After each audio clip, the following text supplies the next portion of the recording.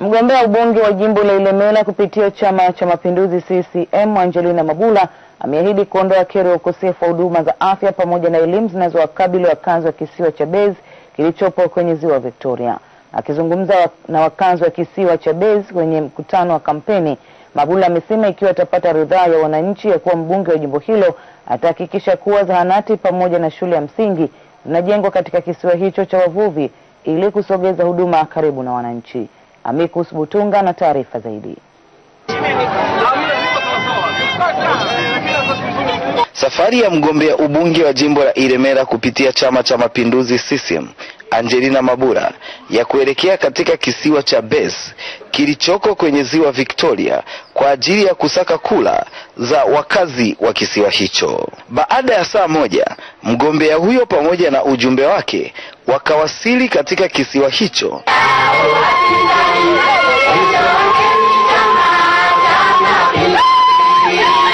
Na kazi hapa ikawa ni moja tu ya kuomba ridhaa ya wavuvi.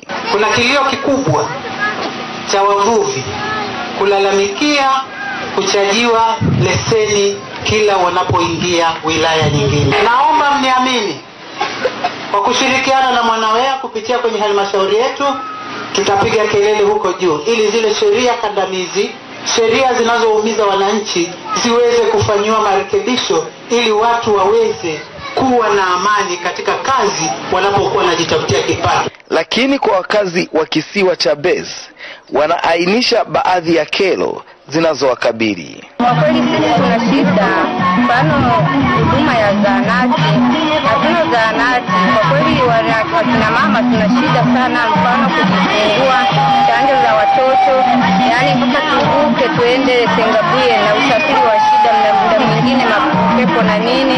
Tatizo lingine ni elimu, watoto wa vizuri sana.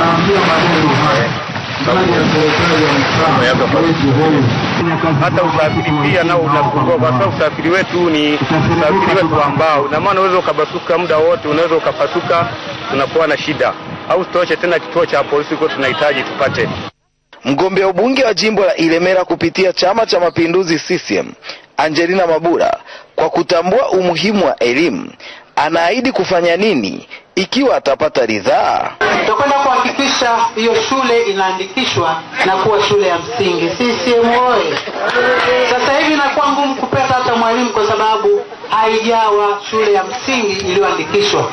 Inategemea shule iliyoko Kayenzi. Kuhusu ukosefu wa huduma za afya katika kisiwa cha Mbezi, mgombea huyo kwa kauli yake, mazingira yaliyoko hapa yanahitaji kuwa na zahanati. CCM oyee! Niwapongeze sana wana Kayenzi, wana Mbezi, kwa sababu tayari hili mmeliona na tayari mlikuwa mmeanza ujenzi. Na kwa sababu hili ni hitaji, ningewaomba sana katika vipaumbele vyenu, mkiliweka kipaumbele cha kwanza, tutahakikisha zahanati inasimama hapo, kwa sababu ni sera ya Chama cha Mapinduzi kuwa na zahanati katika maeneo. Amikus Butunga, TBC, Mbezi, Mwanza.